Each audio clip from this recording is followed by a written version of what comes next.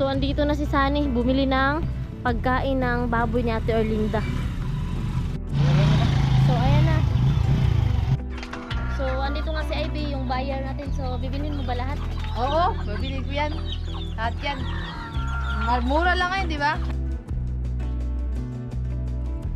Siya'y tao na handang tumulong sa nangangailangan. Hirap ng buhay at pagsubok man ay naranasan. Nagsumikap makaahon ng narap lahat ng alon siya. Si Sunny Parason natubong ka na mas matik. Isang tao na mahirap pero may pagsusumikap. Isa din sa may pangarap na tumulong sa mahirap. Sa simpleng paraan naghahati ng kasiyahan sa mga kababayan at nahihirapan. Hati niya ay saya kasama ang munting ayuda para sa...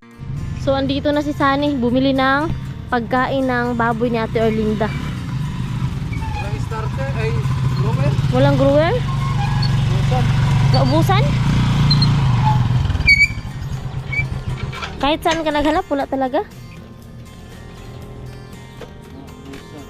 Sige, baba mo na yun. Magkano isang sako niyan? 1,050. May resibo to. Very good. Mas maganda yung may resibo.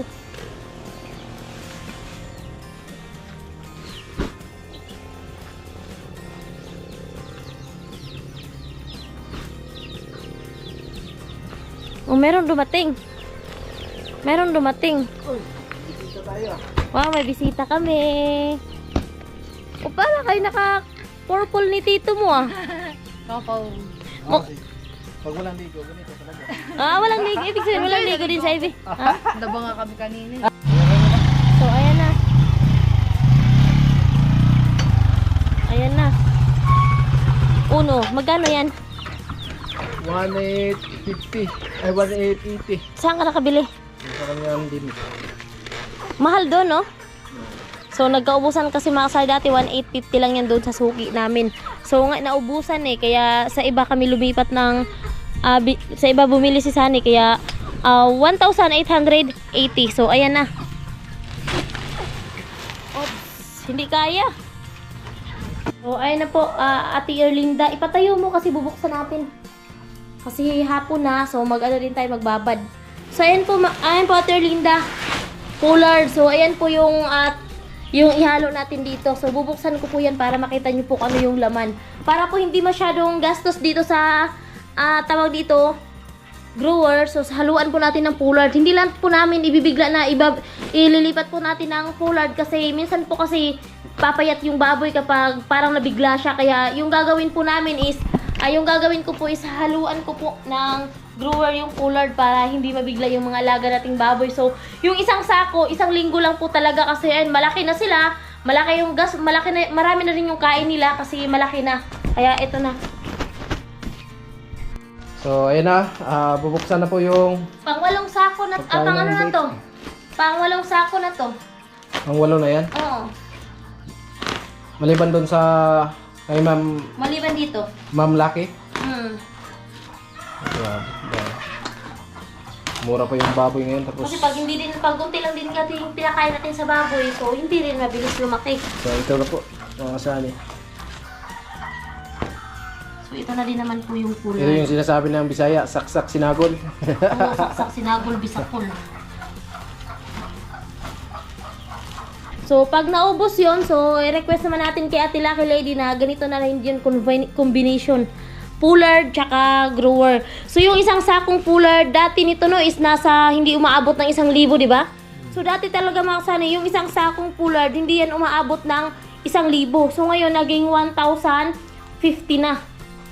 So, ito, mahal talaga, kahit noon pa man, mahal talaga tong grower. Kasi, talaga yan.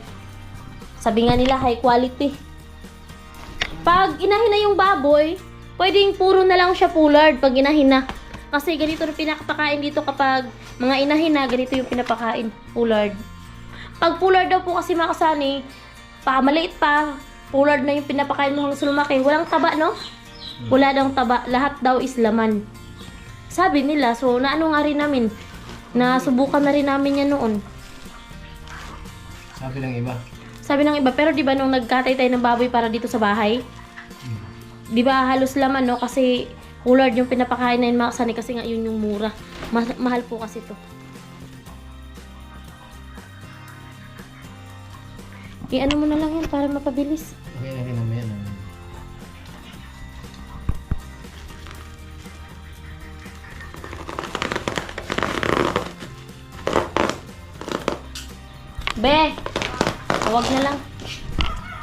So, ayan na yung tinatawag ko na pullard. So, ito po yung pullard, Ate Erlinda. So, ayan. Kailangan din itong ibabad katulad ng grower. Ayan. May laman na yung tubig na kasali. Kuha muna tayo ng grower. Ayan yung grower. So, konti lang yung grower na ilalagay natin. Grower. Kasi, para combination yung paano nila. So, ito, nagsimula tayo is linggo. Kung kailan to mauubos. Dalawa. Ay, isa. Isang pullard. Dalawa. Starter, ilan? Isa lang. Isa lang din. O, 3. Kasi 5 sila makakasanil. 5 sila. Hindi kaya ulam. Then, ano pa naman to? Ibabad pa naman to. Mga 30 minutes bago ipakain sa kanila. Okay na to ang ang grower. Isang lang. Para hindi mabigla.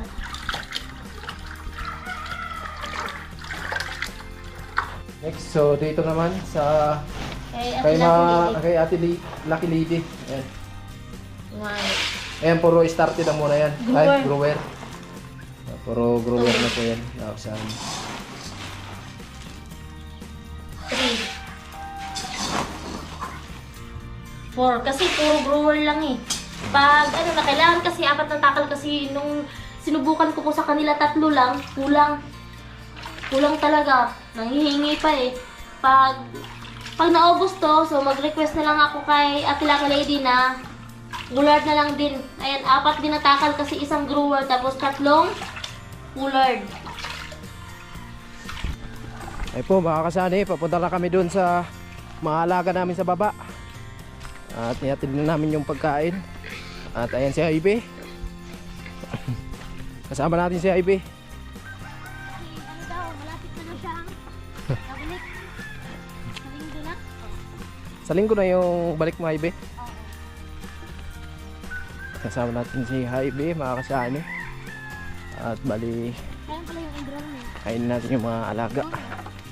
So yun, pupunta tayo sa baboy. Papakain kami sa baboy at meron kaming sumamas. Meron akong kasama kasi nga, ayun nga, gusto daw niyang makita yung alaga natin kasi di ko alam kung plano niya bang bilhin. So ayun, malapit na kasi siyang babalik ng Maynila at kailan ka babalik? Sa linggo.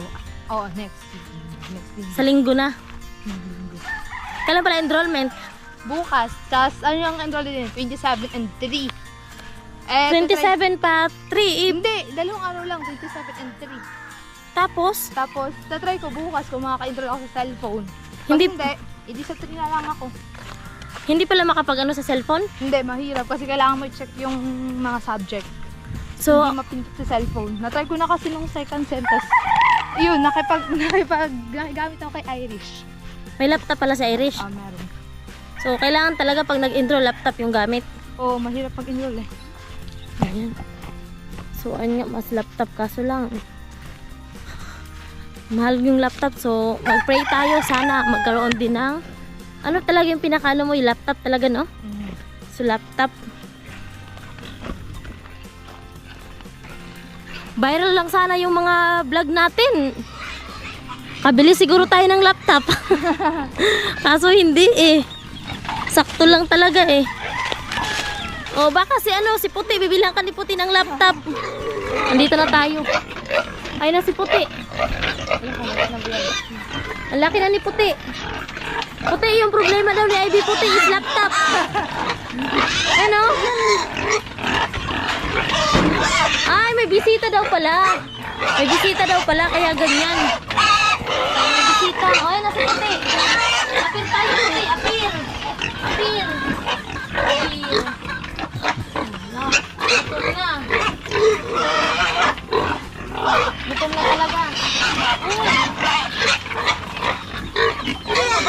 Mabait to. Bike yan. Yan. Gutom talaga, oh.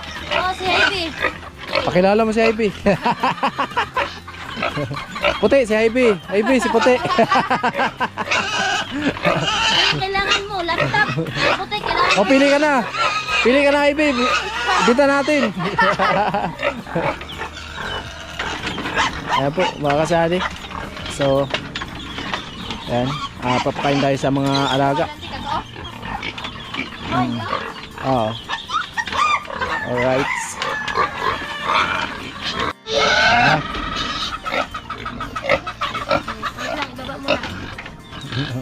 Bagong apply natin tagapakain ng mga alaga.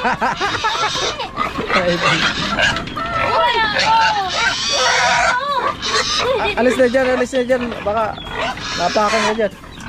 Ano na yung isa ba? Tamit timba. Ito yung isa ito.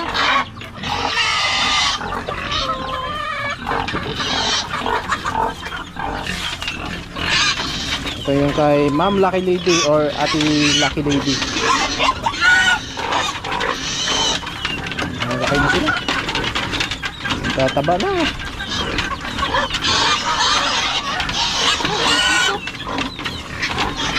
Yo.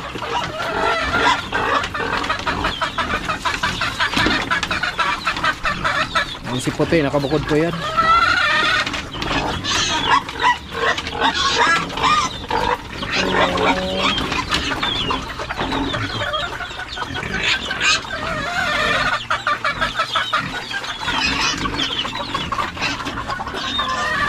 Uy! May nang sundot sa puwit ko!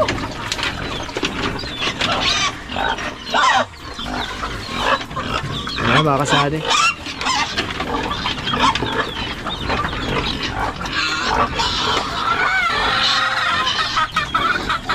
Ayan mo na. Kabila. Sa kabila.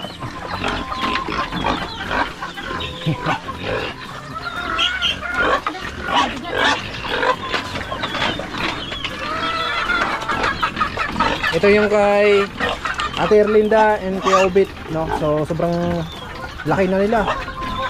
Mga, abot na ba ng 30? Pwede. Mga 30han na to. Ang laki na niya, oh. Ito yung malapit na magpalahi. Ayan. Oo, yan yung malapit na magpalahi. Ayan o, yung ano niya. Pwede na. Ang gulo nila. Nag-away-away yan. Tataba na nila, oh.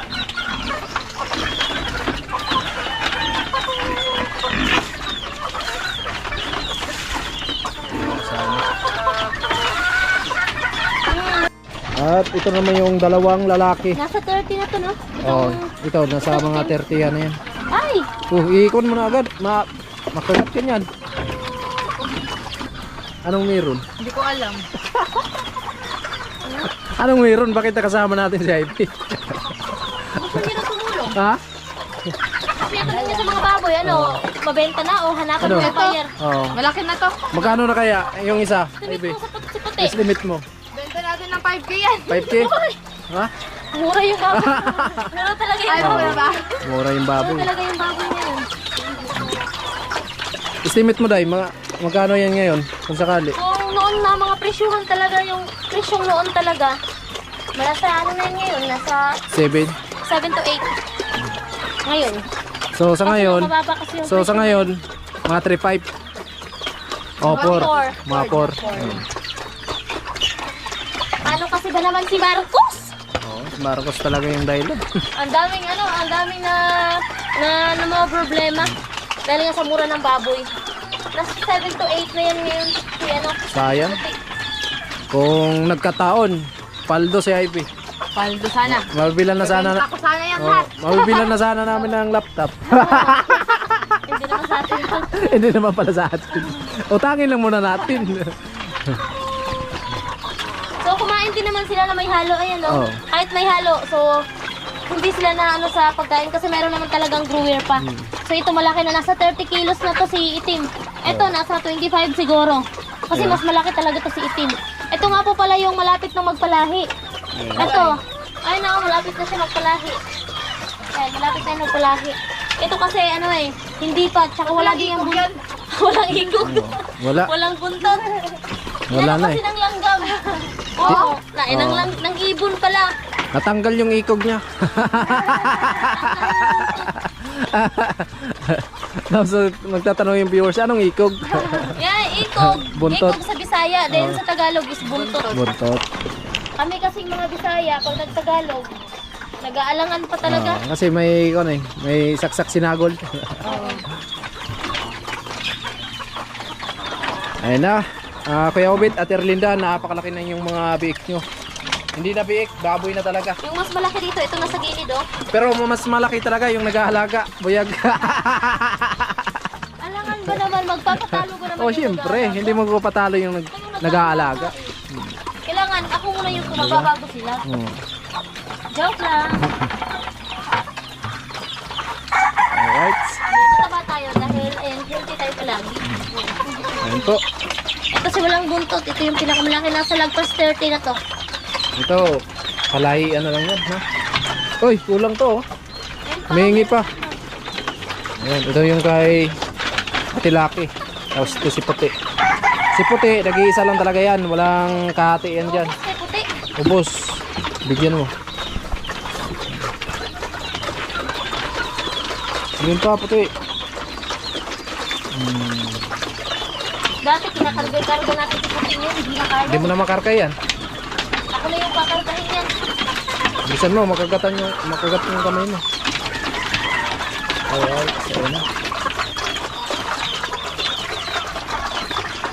Yung pagbili kasi namin sa mga biik, mga kasani, mahal pa. Medyo mahal pa noon. Pero ngayon, yung mga biik yan, meron na lang 2,000. Kung na, ano talaga tayo sa jackpot talaga na presyo ng baboy, Paldo. tuhan talaga, to paldo talaga. Paldo. Grabe kung walang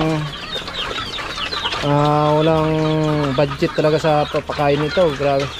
Mahirapan talaga tayo kasi napakamura ng baboy ngayon. Kung ibibenta natin sa ngayon, so wala, lugi rin tayo. Sa pagkain pa lang, wala na, talo na. Gusto ko pag nabinta to, maibalik yung puhunan sa pagbili sa biik, tapos mabawi yung Sa pagkain. pinabili ng pagkain ng baboy. Okay lang kahit wala ng sobra, basta maano lang yung atin ang bili ng pagkain ng baboy, maibalik lang.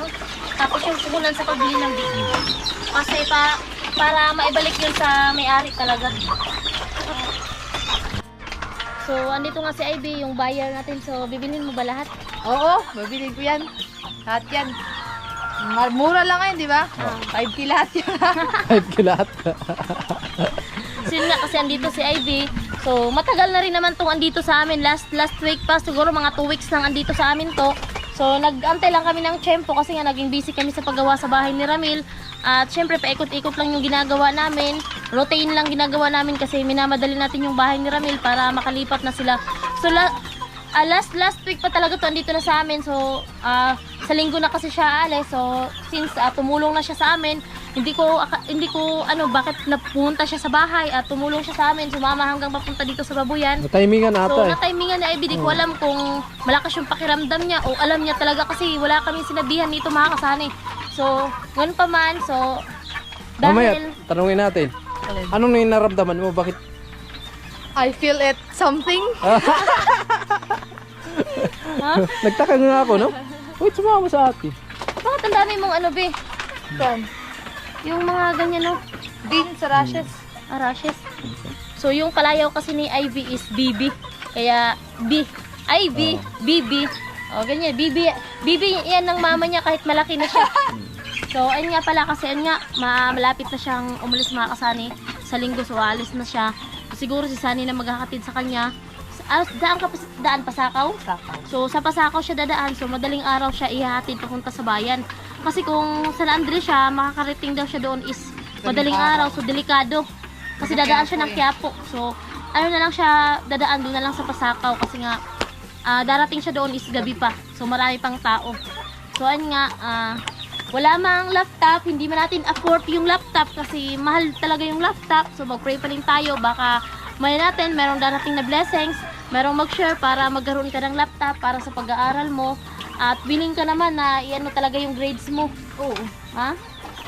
Grabe, ang yabang nun ah. Mataas yung grades. Baka pag-graduate ka, magna cum laude. Yeah. Tingnan natin.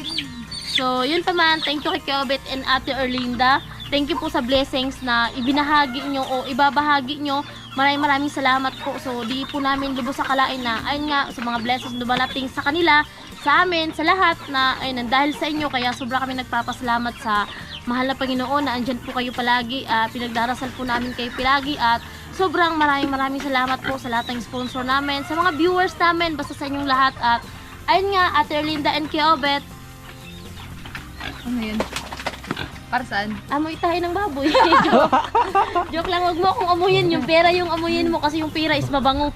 So wag niyo akong amuyin kasi amoy tayo ako ng baboy. So yung pera, mabango. Para saan? So bilangin mo muna.